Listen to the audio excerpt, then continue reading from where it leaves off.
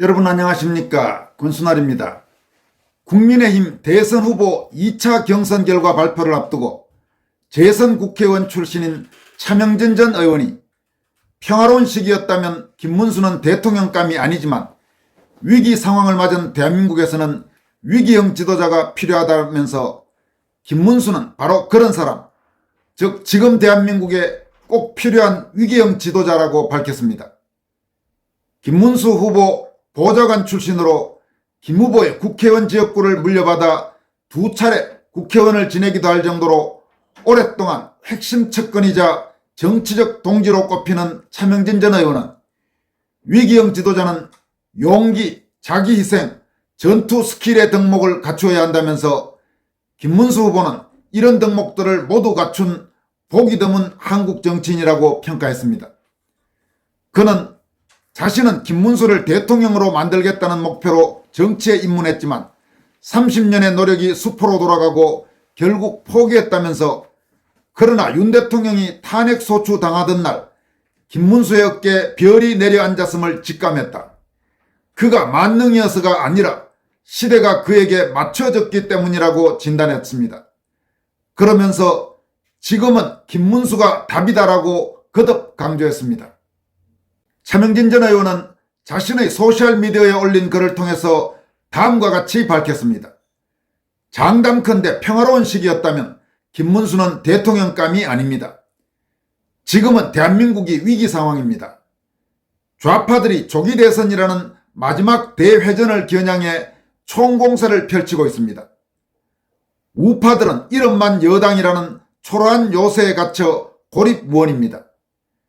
직전에 수비대장 하던 자까지 적들과 내통해 반란을 일으켰고 진영은 풍비박산 났습니다. 직전 수비대장은 아마 한동훈을 지칭하는 걸로 보입니다.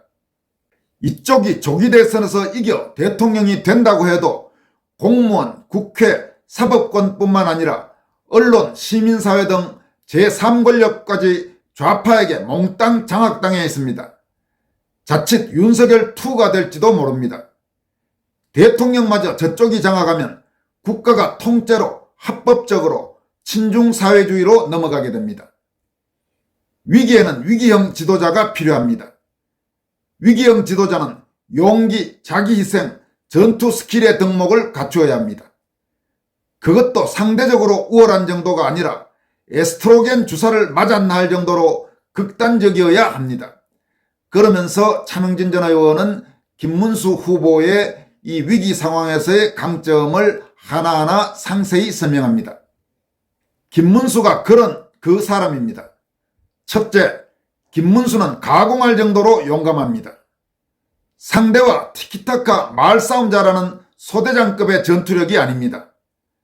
자신을 잡으러 온 백만대군 앞에서 기죽지 않고 말머리를 돌리라고 호령하는 나폴레옹급입니다. 김문수는 내란 광풍이 몰아치던 시절 국회에서 모두가 바짝 엎드릴 때 홀로 꼿꼿이 버티는 담대함을 보여줬습니다. 그는 젊은 시절 보안사에 끌려가 도망간 조직원을 부르며 보름 동안 갖은 고문을 당했습니다. 김문수는 굴하지 않고 동지를 지켰습니다. 우리는 좌파들이 김문수의 카리스마에 경기를 일으키는 장면을 자주 목격합니다. 뒤에서만 자기들끼리 극우가 어떠니 쑥덕거립니다. 둘째, 김문수의 선공후사 자기희생 정신은 수도성급입니다.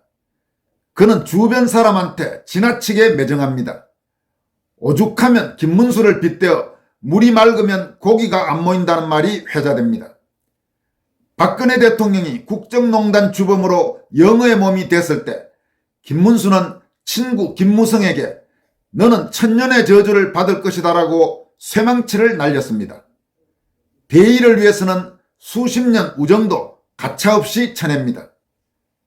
김문수는 거꾸로 뒤집어 흔들어도 먼지 한 점 안 떨어질 무공예입니다. 셋째, 김문수는 좌파와의 전투에 특히 강합니다. 그는 좌파 진영에서 레전드였습니다. 좌파의 약점을 누구보다 잘 압니다.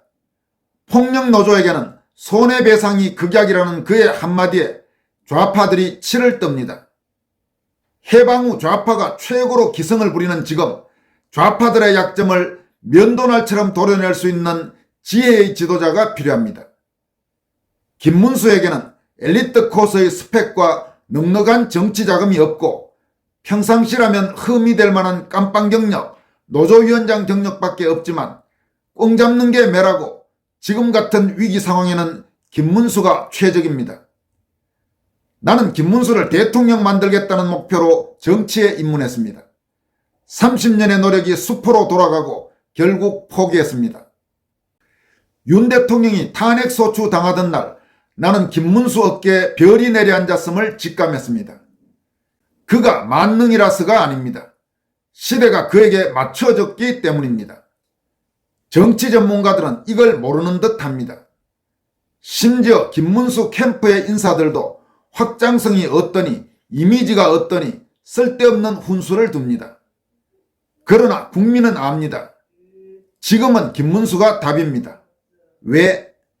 국민은 국가를 구할 지도자를 찾는 데 반해 여의도 주변 정치꾼들은 자기 밥줄을 대줄 빨대를 찾기 때문입니다.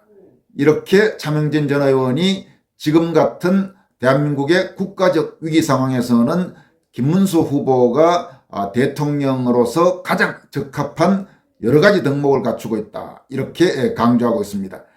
상당히 공감할 수 있는 내용입니다. 특히 이 한국의 종북 좌익 세력들, 저질 좌익 세력들과 맞서서 제대로 그들을 장악할 수 있는 지도자는 아마 국민의힘 안에서는 김문수, 그리고 국민의힘 밖에서는 최근 국민의힘을 탈당해서 무소속 출마를 선언한 황교안 전 총리, 통진당 해산의 핵심 주역이라고 할 수 있는 황교안 전 총리, 아마 이런 분들이 가장 좌익과의 싸움에서 강단과 결기를 갖춘 그런 지도자라고 평가할 수 있을 것입니다. 다음 소식입니다. 지난 4월 1일자로 스카이델리에서 조정진 대표가 물러났습니다. 그리고 이 회사의 대주주인 민경두 씨가 신임 대표이사를 맡았는데 지금 스카이델리 내부가 시끄럽습니다. 이와 관련해 스카이델리 임직원들은 노동조합을 결성하고 스카이델리 신임 대표이사의 전행을 규탄한다라는 제목의 성명을 대자보를 통해 공개했습니다. 최근 스카이델리의 우파성 기사나 논조에 익숙한 분들에게는 아마 잘 믿어지지 않는 내용이겠지만 과거 스카이델리는 언론계나 경제계에서 소위 금전 문제와 관련해서 그리 평판이 좋지 않은 그저 그렇고 그런 소위 저질 언론 매체 중 하나로 분류됐습니다. 아마 잘 이해하시기 어려울 겁니다. 이런 내용들은 그동안 스카이델리의 여러 가지 약진 이런 과정에서 상세하게 여러분들에게 소개해드리지는 않았습니다만은 하여튼 과거 예를 들어 이 기업들에서 스카이델리는 상당히 악명이 높은 그런 매체 중 하나였습니다. 그러나 세계일보 논설위원 출신인 조정진 씨가 스카이델리의 전문 경영인으로 영입돼서 주필을 거쳐 대표이사를 맡으면서 5.18의 실체적 진실규명 시리즈와 선거부정 의혹 추적 시리즈 등 한국 사회 금기사항을 깨는 일련의 보도로 주목받았습니다. 그 과정에서 많은 애국 시민들이 이 매체를 신규로 구독하거나 또는 후원을 하면서 사세가 크게 신장됐고 회사의 네임밸류도 상당히 높아졌습니다.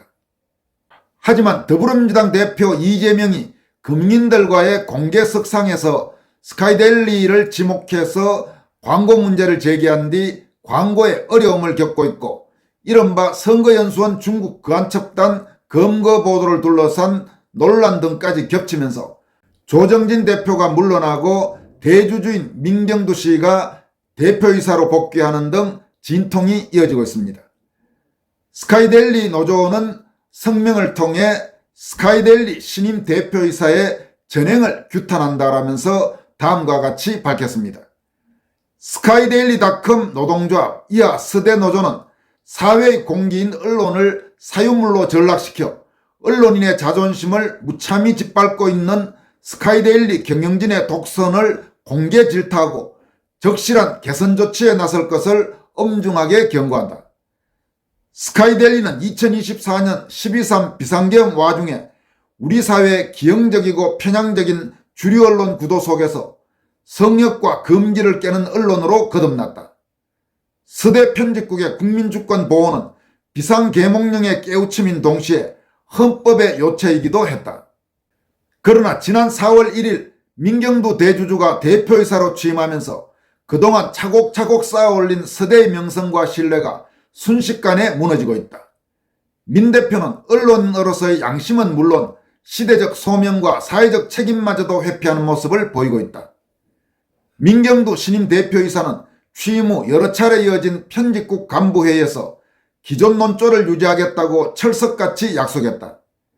그러나 부임한 지 10일 만에 독단적으로 정치사회부 데스크들을 해체함으로써 자유언론의 최후 보루인 서대 논조를 뒤흔드는 논란을 촉발시켰다.